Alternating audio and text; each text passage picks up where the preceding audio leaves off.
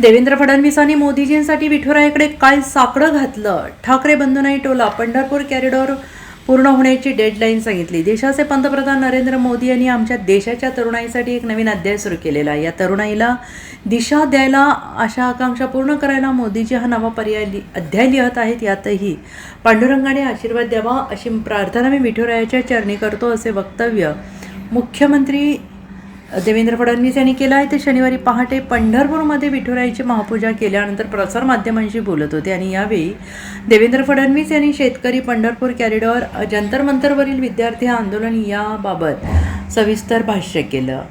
पांडुरंग हे सर्वसामान्यांचं दैवत आहे. सामान्य लोकांची विठ्ठलावर आस्था आहे. त्याच्यापासून लोक प्रेरणा घेतात. कितीही कष्ट झाले तरी कष्टाचा सामना करतात. सरकारसाठी काही मागण्याची आवश्यकता नाही. पांडुरंगाला आपल्या मनातील कळतं, असं देवेंद्र फडणवीस यांनी म्हटलेलं आहे. आषाढीची पूजा ही खरीपाच्या हंगामात होते. खरीपाचा हंगाम चांगला झाला तर शेतकरी सुखी होतो, राज्य सुखी होतं. राज्यात चांगला पाऊस व्हावा, शेतकऱ्यांना दिलासा मिळावा, आनंद यावा.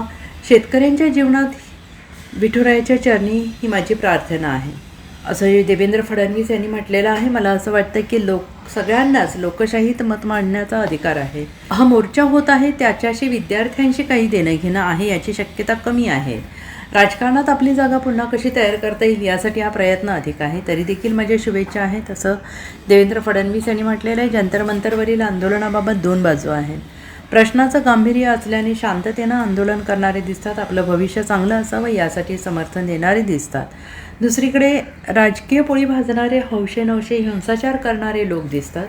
जाणीवपूर्वक अराजकता तयार करणारे लोक आंदोलनात शिरलेले आहेत हे दिसतंय. हे सगळं लक्षात घेऊन सोनम वांगचुक यांनी आपलं उपोषण सोडलंय. त्यांच्या मागण्या सरकारने मान्य केल्या. शांततेने पुढे गेलं पाहिजे असंही त्यांनी म्हटलेलं आहे. यावर देवेंद्र फडणवीस हे लक्ष वेधण्याचा त्याने प्रयत्न केला आहे. सरकारसाठी काही मागण्याची आवश्यकता नाही. मला असं वाटतं की पांडुरंगांना आपल्या मनातलं कळतं. पण एक गोष्ट मात्र इथे आल्यानंतर मी सातत्याने मागत असतो, कारण ही जी आषाढीची पूजा आहे ही खरीपाच्या हंगामात होत असते आणि खरीपाचा हंगाम चांगला झाला तर राज्यात शेतकरी सुखी होतात आणि राज्य सुखी होतं.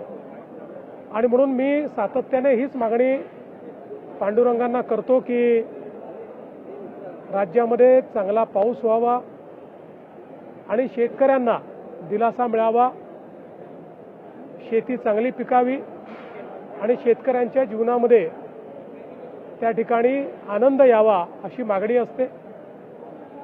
सोबत पांडुरंगांना हाही आशीर्वाद मागितला आहे की देशाचे प्रधानमंत्री माननीय नरेंद्र मोदीजी यांनी आमच्या देशाच्या तरुणाईकरता एक नवीन अध्याय सुरू केलेला आहे आणि या तरुणाईला दिशा देण्याकरता,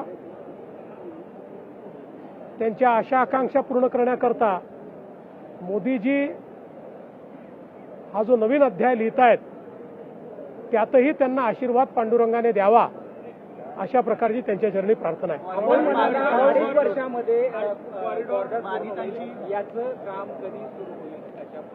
आपला प्रयत्न असा आहे की यावर्षीच काम सुरू झालं पाहिजे